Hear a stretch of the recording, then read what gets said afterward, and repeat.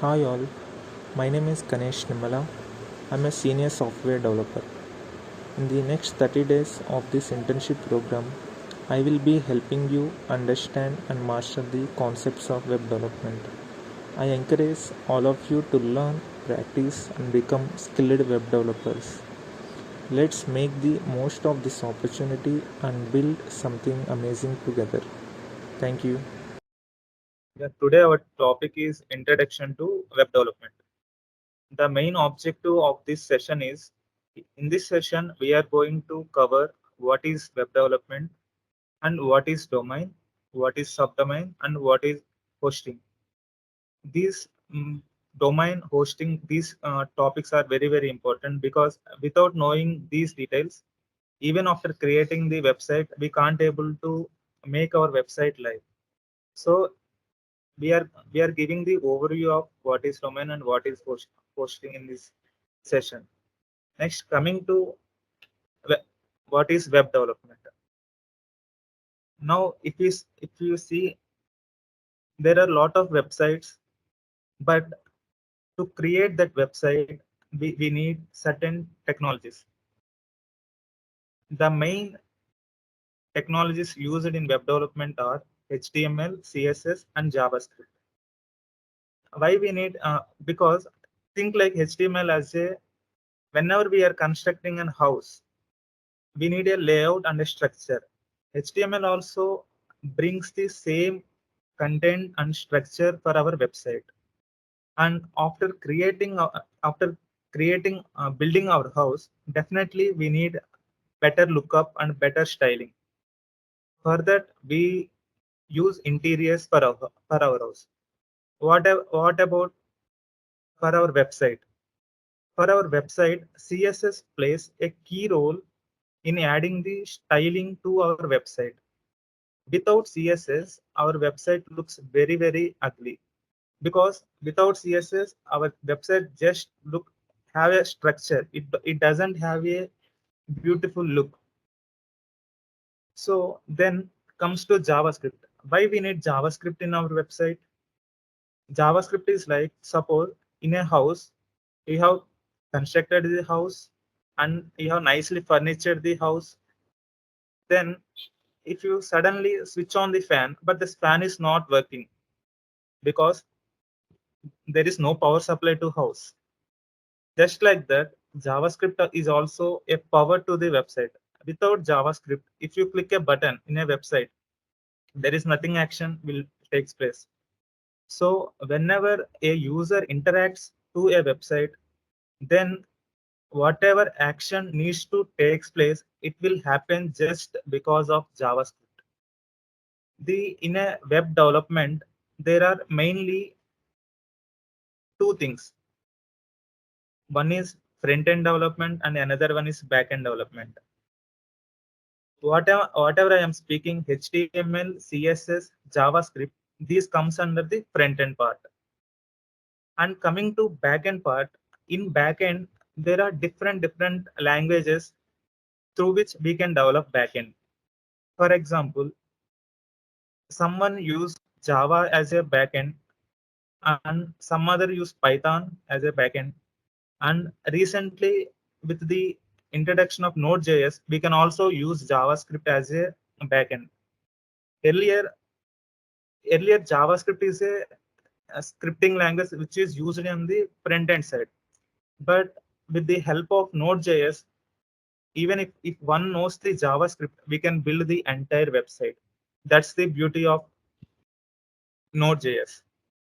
And coming to before one who wants to learn the web development, they should know the client server architecture. What is client server architecture? Client server architecture is nothing but uh, just I will tell one example. You went a hotel, nice restaurant, and you are the client to that hotel. Server, one person will comes to you and takes the order. Just like that, in a web development, client is nothing but the your browser. And coming to server is nothing but the backend. Wherever our website is hosted, it comes under the server. So whenever a user requested something, that request goes to that server. Server is nothing, as its name indicates, that server, it is ready to serve something. So in a restaurant, you order something. The server, he will take your order, and in response to that he will bring whatever you order, like that. In web development also, whenever, suppose,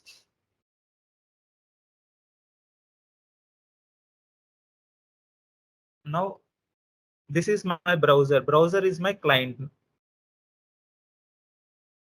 Now I'm requesting for shtechnoservices.com.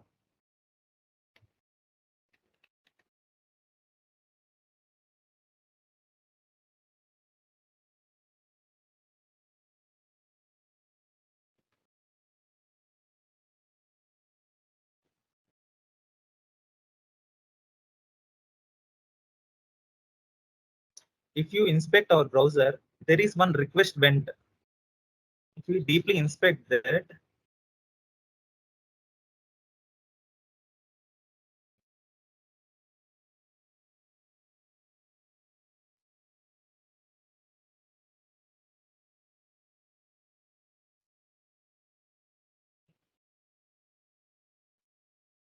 see, we have requested the shtechnoservice.com, and our website is hosted at this address. We are making the request to this server now. This server will give this the home page for us now. In client server architecture, we will send the request by using the get method, post method, put and delete. We will cover these topics later sessions. Okay, so nothing to worry about right now.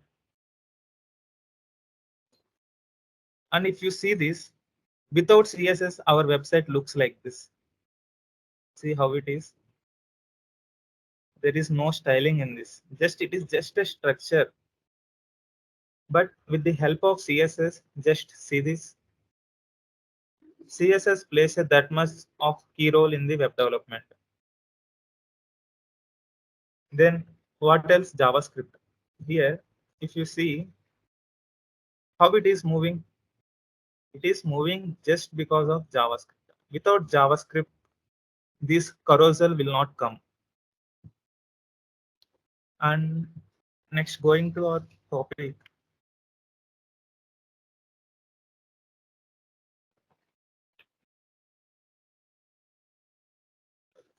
What is domain?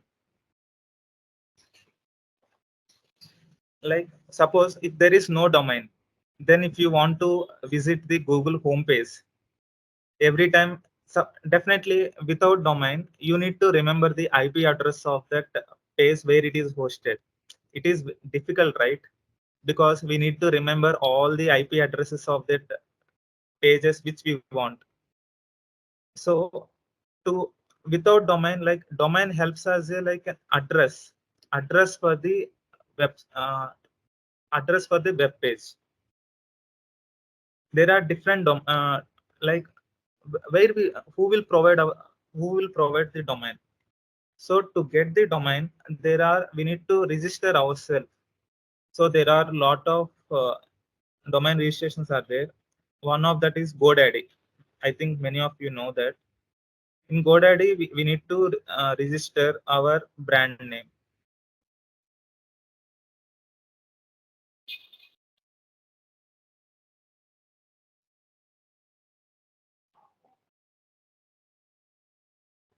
And next one is like, have you ever thought like whenever we search for the Google or else uh, whatever the website like shtechnoservices.com, how can we able to get that website, right?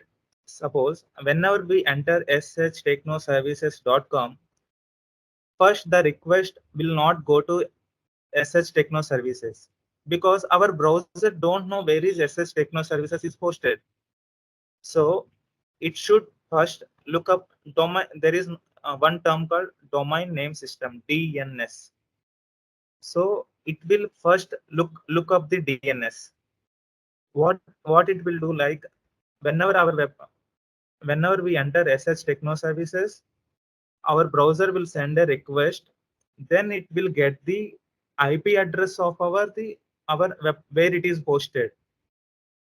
To better explain this topic, recently I got this article. What is DNS and how DNS works?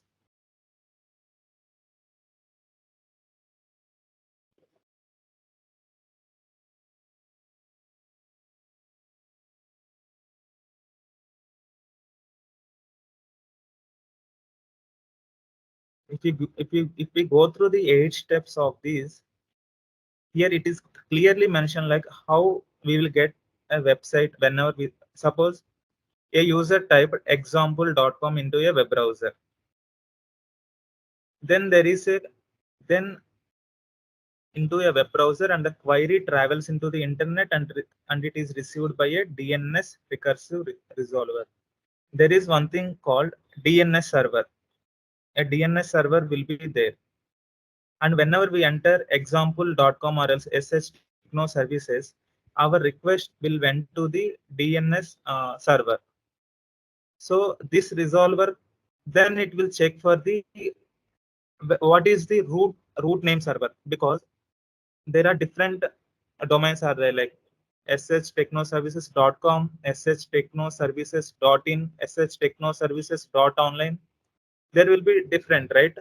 Whenever we enter shtechnoservices.com, there will be the DNS root name server will identify what is that .com, whether it is .com or .in or in .online. If it is the .com, then it will identify the top level domain. .com is the top level domain. What is the top level domain? Like whether it is the .com, whether it is the .in, or whether it is the .net, whatever it may be. It will first get that address. Later, it will search for the then suppose in this picture it is clearly demonstrated.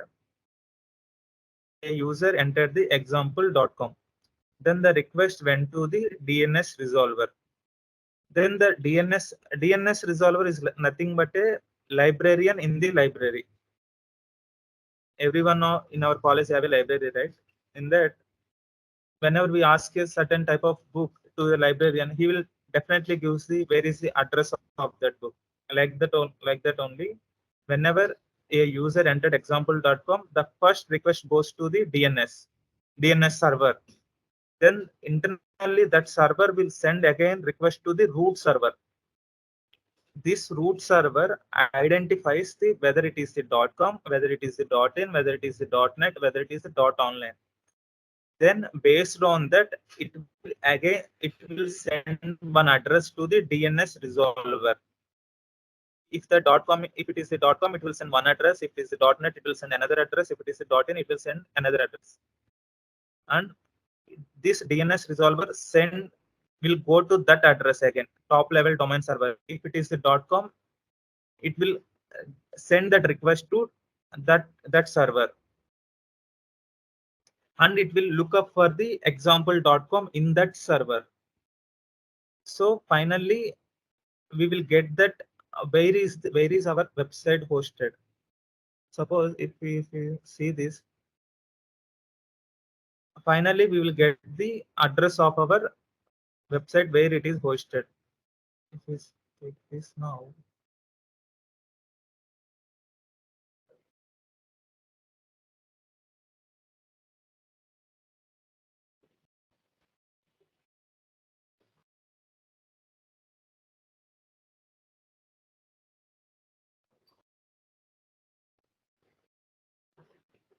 see here, this address and 69.57.172.68 and this address are both are same.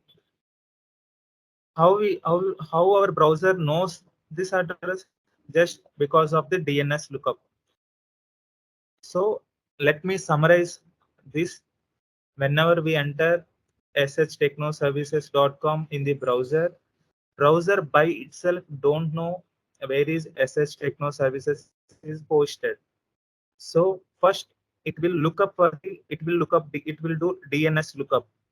After doing DNS lookup, it will able to get the IP address where our website is hosted. Then it will make actual request to that server. Then only server can able to respond to the client request. Otherwise client won't able to know the server and server won't able to know the client.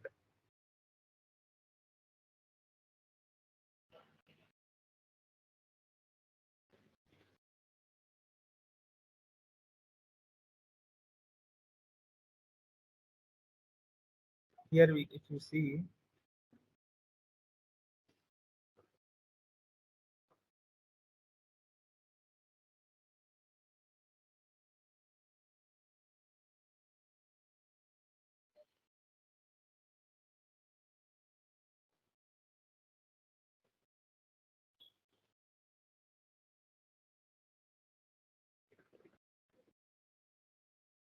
yeah, here one thing is known as DNS lookup. See how much time it takes? 0.32 milliseconds, not seconds, milliseconds. In such a small fractions of second, our browser can able to get the address of our website where it is hosted. Now you can able to get overview of how we can able to view the pages. Then comes to hosting. Hosting is like you have prepared entire website, but to view that website, everyone should view our website, right? How can our targeted audience can view our website? If you keep your website in your local system, they can't able to see, right? Of course you can make that website visible to everyone just from your website, from your local computer also. For that you need to turn on your laptop 24/7, and your laptop configuration should be very high, because the servers which we host our website, those are dedicated for serving the web pages or else any other resources. They have dedicated power supply, dedicated cooling system, and dedicated network, dedicated security. Everything will be there. If you want to make our laptop, yes, of course we can do our laptop as a server. For that we need high-end configurations. I think we missed another one is like subdomain. Subdomain is not, it is very simple concept. Now if you see shtechnoservices.com, yes, if now there is no subdomain here. Subdomain is like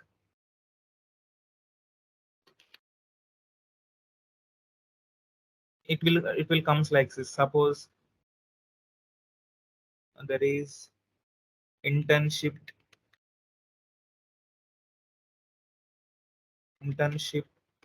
dot shtechnoservices.com. Now this part is like a act as a subdomain. It is our main domain. Why we need subdomain is like just for creating the to create rooms. Suppose in our businesses, suppose let's take a use case. Suppose SH Techno Services is having multiple businesses, 4 to 5 businesses, but they are having the common website, but they can create multiple subdomains. One is for one business, and another one is for another business, and another one is for another business, like that.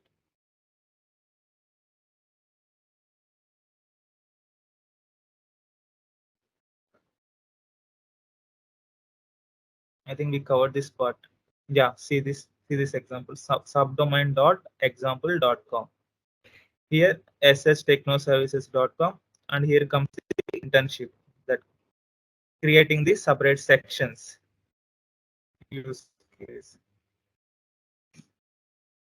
Yeah, we already covered this part. Hosting is the just to host our websites. There are many hosting providers available. Popular one is called Hosting, which provides the And I think that's all for today. Thank you guys.